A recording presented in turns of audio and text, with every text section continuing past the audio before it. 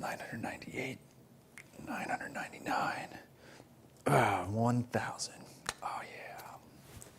Oh, hello there. Brett McKay from the Art of Manliness.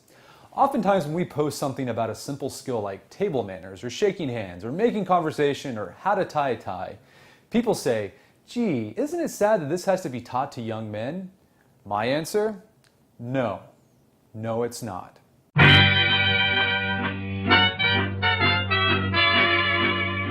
When people say, isn't it sad these things need to be taught, what they often mean is that such things should have been taught in the home already, or that the topic is just common sense, something only a real adult would need to have spelled out and explained to them.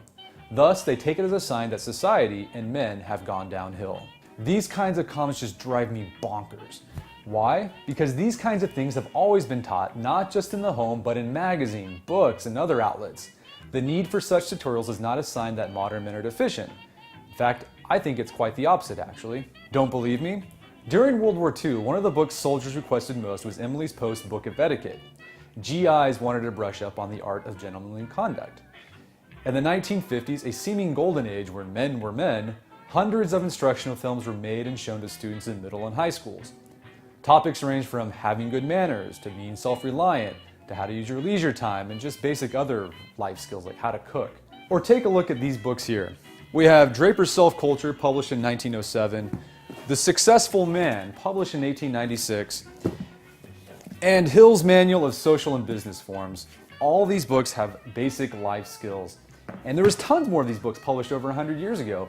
Even over 100 years ago, men still needed help learning basic, common sense kind of skills. In modern times, we can be pretty prideful. We think, okay, I learned that once. I've got it. I've never had to think about that again. Show me something new and sexy. What our forefathers understood is that even if you're taught good things by your parents, you need constant reinforcement of those good practices and principles. They understood that humans are forgetful and slothful creatures. Left to our own devices, we tend to follow the path of least resistance. So we need regular reminders of how best to do things to keep us on track. There's a big difference between understanding something and acting on that knowledge. And reminders, like the kind we find in these sort of books or on the internet, move things from the back of our minds to the front of them where we can put them into practice. So no, it's not sad that men need to be taught simple common sense skills on the internet. What's sad is that there aren't more publications that are supplementing and reinforcing what young men learn at home. And the fact that men are interested in these subjects is actually a really positive sign. Rather than showing that men have gone downhill, it indicates that they're interested in becoming their best selves, just like their grandfathers and great-grandfathers. So please, stop saying, isn't it sad that this needs to be taught?